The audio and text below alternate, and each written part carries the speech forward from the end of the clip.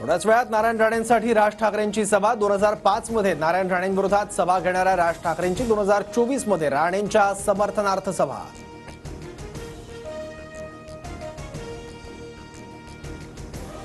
गुजरातकडे उद्योग पळवणाऱ्या भाजपला मनसेने बिनशर्त पाठिंबा दिला। मनसेच्या सभेवरून आदित्य ठाकरेंचा टोला। थोड्याच वेळात धाराशिवमध्ये उद्धव ठाकरेंची सभा। ओमराजे निंबाळकरांसाठी ठाकरेंची सभा। उद्धव ठाकरे काय बोलणार याकडे राजकीय वर्तुळाचं लक्ष। उद्धव ठाकरेंवर मोदींची मदत घेण्याची वेळ येऊ नये हीच आमची प्रार्थना। TV9च्या मुलाखतीतील मोदींच्या वक्तव्यानंतर शरद पवारांची प्रतिक्रिया।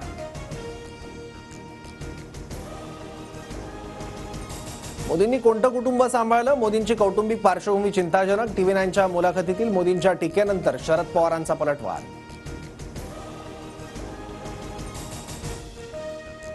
मोदींकडून महाराष्ट्राला आणि शिवसेनेला अडचणीत आणण्याचं काम। पराभव दिसत असल्यानं मोदी खोटं बोलतायत। संजय राऊतांचा हल्लाबोल।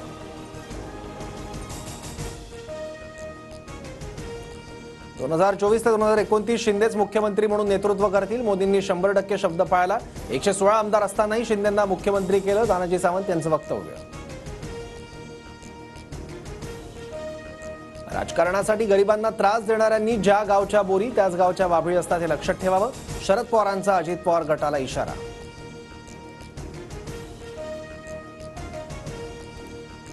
कोण माईका लाल जन्माला आला नाही जो बारामती दौंड इंदापूरचं पाणी बंद करेल? मलिदा गँगचं काहीतरी करायला लागेल। सुप्रिया सुळेंचा अजित पवार गटावर निशाणा।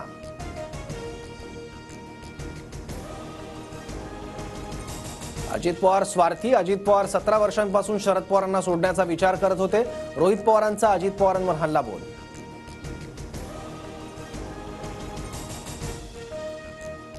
पंतप्रधान नरेंद्र मोदींच्या मुंबईत 2 जाहीर सभा होणार। 15 मे आणि 17 मे रोजी मोदींच्या सभा होणार। 17 मे रोजी मोदींची शिवाजी पार्कवर सभा।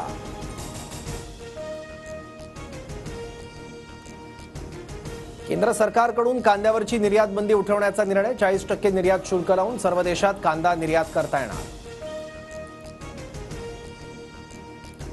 पूंछमध्ये जवानांच्या गाडीवर दहशतवादी हल्ला। हल्ल्यात एअरफोर्सचे काही जवान जखमी झाल्याची माहिती।